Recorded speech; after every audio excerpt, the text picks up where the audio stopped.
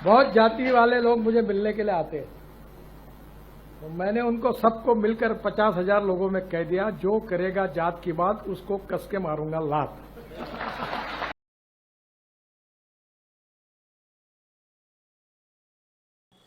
नमस्कार, मैं हूं ब्रजेंद्र मिश्रा। आप देख रहे हैं न्यूज ट्रैप ऑनलाइन। जात पात की राजनीति जब पूरे हिंदुस्तान में एक नया आयाम लिखने के लिए तैयार है, ऐसे समय में नितिन गडकरी के इस बयान ने पूरे हिंदुस्तान में खलबली मचा दी है। और नितिन गडकरी अपने बयान और खरी खरी बातों के लिए जाने जाते हैं और उनके बयान पूरे हिंदुस्तान में तहलका मचाने वाले होते हैं।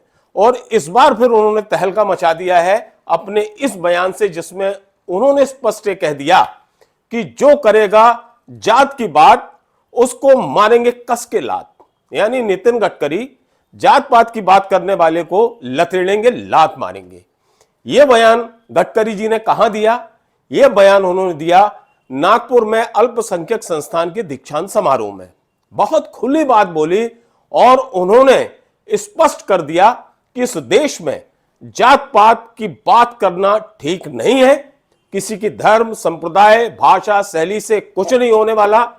आदमी का जो कर्तव्य है, आदमी के जो कर्म है, वो उसको पहचान देते हैं। सुनिए गडकरी जी का ये बयान। डॉक्टर अब्दुल कलाम साहब जब न्यूक्लियर साइंटिस्ट बने और उन्होंने ऐसा काम किया कि आज डॉक्टर कलाम साहब का नाम हमारे देश में नहीं विश्व में सबके पास पहुंचा है। और इसलिए मैं एक बात पर विश्वास रखता हूं कि कोई भी व्यक्ति उसकी जात, पंथ, धर्म, भाषा और सेक्स से बड़ा नहीं होता, उसके गुणों से बड़ा होता है। और इसलिए हम जात, पंथ, धर्म, भाषा और सेक्स के आधार पर किसी को डिस्क्रिमिनेट नहीं करें। मैं तो राजनीति में हूं, यहां तो बहुत बातें चलती है, तो मैंने कहा नहीं, जो मैं मेरे हिसाब से चलूंगा, जिसको देना वोट देगा, नहीं देगा वो नहीं देगा। बहुत जाति वाले लोग मुझे मिलने के लिए आते हैं, तो मैंने उनको सबको मिलकर 50,000 लोगों में कह दिया, जो करेगा जात की बात उसको कस के मारूंगा लात। केंद्रीय परिवहन मंत्री नितिन गडकरी ने यह भी स्पष्ट कर दिया कि वो वोटों के लिए कुछ नहीं कहते। उन्हें इस बात की बिल्कुल परवाह नहीं है कि कौन उन्हें वोट देगा और कौन वोट नहीं देगा, कहां उनको वोट मिलेगी और कहां उनकी वोट कटेगी। उन्होंने इसी मंच पे स्पष्ट किया कि बहुत से लोगों ने कहा कि जब मैंने ये बयान दिया कि जो करेगा जात की बात उसको मारेंगे कस के लात, तो मेरे मित्रों ने यह कह दिया कि इस बयान से आपको नुकसान हो सकता है। तो सुनिए गडकरी जी ने क्या जवाब दिया। तो मुझे मेरे मित्रों ने कहा कि ये कहकर तुमने बड़ा नुकसान किया है। मतलब जो होगा सो होगा, अगर चुनाव जीतता नहीं तो आदमी मरता थोड़ी है, मंत्री नहीं हुआ तो। पर मैं अपने उसूलों के साथ इस पर कायम रहूंगा और व्यक्तिगत जीवन में उसका आचरण करूंगा। आज मुझे खुशी है कि अंजुमन इस्लाम से हजारों लड़के लड़कियां इंजीनियर बने हैं। अगर ये मौका उनको नहीं मिलता तो नहीं बनते। और इसलिए शिक्षा बहुत महत्वपूर्ण है। और शिक्षा से केवल आपके परिवार की और आपकी प्रगति और विकास नहीं होगा, तो शिक्षा से समाज का और देश का विकास होगा। नॉलेज ये पावर है, और ये जो पावर है ये आत्मसात करना अलग अलग क्षेत्र में आपका बहुत महत्वपूर्ण मिशन है। केंद्रीय परिवहन मंत्री नितिन गडकरी ने मुस्लिम समुदाय के लिए भी खुलकर पैरवी की और सच्चाई सामने रखी। उन्होंने कहा कि आज मुस्लिम समुदाय के लोग भी आईएएस और आईपीएस बनना चाहिए, तभी समुचित और सर्वांगीण सबका विकास हो सकता है। उन्होंने ये बताया कि इंजीनियरिंग कॉलेज की अनुमति उन्होंने अंजुमन इस्लाम संस्थान नागपुर को ट्रांसफर कर दी थी, जहां से बहुत से मुस्लिम समुदाय के बच्चे इंजीनियरिंग कर चुके हैं और आज इंजीनियर हैं। नितिन गडकरी ने अपने जो बयान इसके पहले भी जो दिए हैं वो अपने आप में बहुत चर्चित रहे हैं। वो हमेशा ये कहते रहे हैं कि विपक्ष के एक नेता ने मुझे प्रधानमंत्री का ऑफर दिया था, तो मैंने उसको जवाब दिया कि इसकी लालसा मुझे नहीं है। मैं अपनी मान्यता और संगठन के प्रति वफादार हूं। ईमानदारी से विरोध करने वालों का सम्मान होना चाहिए, ये नितिन गडकरी कहते हैं। न्यायपालिका, कार्यपालिका, विधायिका और मीडिया जैसे चारों स्तंभ नैतिकता का पालन करें, ये आज के लिए जरूरी है।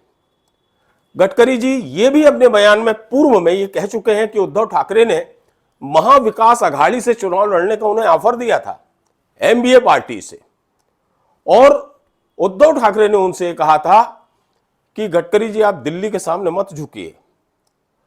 उद्धव ने ये उस वक्त कहा था जब पहली लिस्ट बीजेपी की टिकटार्थियों की जारी हुई थी और उसमें इनका नाम नहीं था। तब उद्धव का यह कहना था कि गडकरी जी आपका अपमान हो रहा है तो हम लोगों को अच्छा नहीं लग रहा, इसलिए आप हमारी महाविकास अघाड़ी पार्टी में शामिल हो जाइए। गडकरी जी ने फिर यह भी बताया कि इसका जवाब दिया डिप्टी सीएम देवेंद्र फडणवीस ने। उन्होंने यह कहा था कि उद्धव की पार्टी का बैंड बजा पड़ा है और ऐसे में उनका इस तरह का जो ऑफर है वो बहुत हास्यास्पद है। ये तो उसी तरह का ऑफर है जैसे गली का कोई व्यक्ति किसी को ये कह दे कि मैं आपको अमेरिका का प्रेसिडेंट बनाने का ऑफर देता हूं।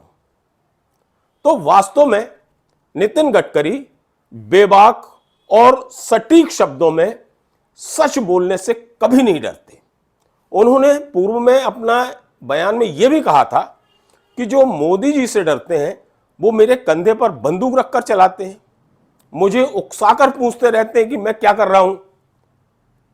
तो मेरा ये कहना रहता है कि यदि आप में हिम्मत है तो आप खुद बोलो, और जिसमें हिम्मत है वो उनके खिलाफ खुद लिख के बताएं, मुझे क्यों उकसा रहे हैं। तो नितिन गडकरी का इस तरह का जो बयान है, इस तरह की जो बातचीत है, वो स्पष्ट करती है कि वो अपनी बेबाक टिप्पणी और जो सच है उसको बोलने में जरा भी नहीं झिझकते। उन्हें कहीं भी राजनीति का कोई डर या किसी नेता का कोई डर कभी उनके मन में नहीं बैठता। जो सच होता है वो सच बात उसी स्टाइल में अपने अंदाज में रखते हैं, बिना किसी का नाम लिए हमला तो करते हैं, और उनके इस हमले को जो समझदार होते हैं वो समझ जाते हैं कि आखिर गडकरी जी किसके लिए क्या बोलना चाह रहे हैं।